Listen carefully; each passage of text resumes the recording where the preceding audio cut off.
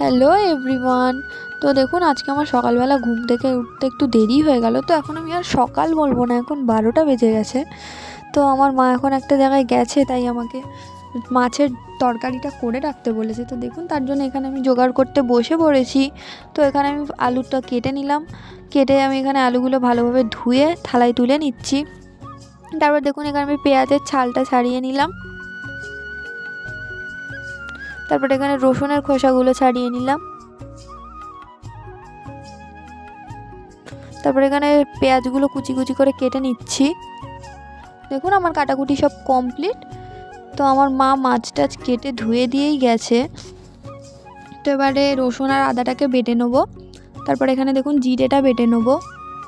তারপর মাছে নুন হলুদ মাখিয়ে কড়াই তেল দিয়ে, তেলটা ভালোভাবে গরম হয়ে গেলে মাছগুলো দিয়ে ভালোভাবে মাছটা ভেজে নিয়েছি। নিয়ে ওই তেলের মধ্যে আলুগুলোও ভেজে নেবো।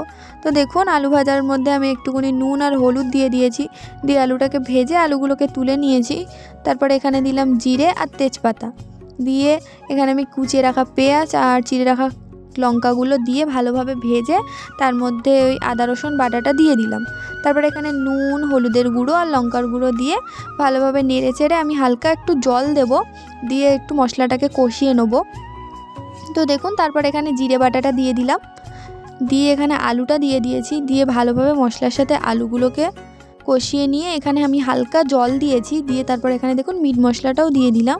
দিয়ে ভালোভাবে এটাকে কষিয়ে নেব। নিয়ে এখানে আমি এবার জল দিয়ে দেবো।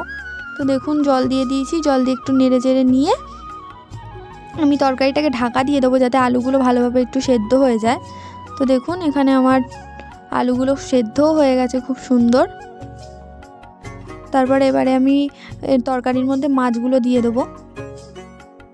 মাছগুলো দিয়ে কিছুক্ষণ তরকারিটাকে ফুটিয়ে নিয়ে তারপর তরকারিটা নামিয়ে নেব। দেখুন এখানে আমার মাছের তরকারি কমপ্লিট। তো এবার আমি গ্যাসটা মুছে নিচ্ছি।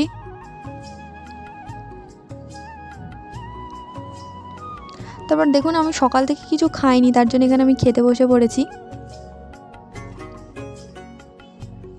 আমার মা চলে এসেছে। তো দেখুন আমার মা এখানে কমলা লেবু নিয়ে এসেছে। তাই খাওয়া দাওয়া করে নিয়ে আমি এখন কমলা লেবু খেতে বসেছি। কমলা লেবুগুলো না খুব মিষ্টি ছিল।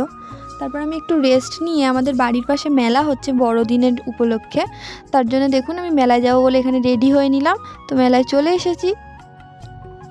মেলায় এসে একটু দোকানগুলো ঘুরে দেখছিলাম। তারপর দেখুন এখানে ঘুগনি খেয়ে নিলাম। তারপর আমি আইসক্রিম খেলাম। আইসক্রিম খেয়ে এখানে দেখুন স্প্রিং পটেটো নিয়েছি, এখানে স্প্রিং পটেটোটাও খেয়ে নিলাম। আর মেলায় গেছি, ফুচকা না খেলে হয়, তাই ফুচকাও এখানে খেয়ে নিলাম। তো বাড়ির জন্য এখান থেকে আমি গজা নিয়ে নিলাম। তো এখন আমি বাড়ি যাচ্ছি। তো বাড়ি চলে এসেছি। দেখুন এই 3টে কানের মেলা থেকে কিনেছিলাম, কেমন হয়েছে জানাবেন।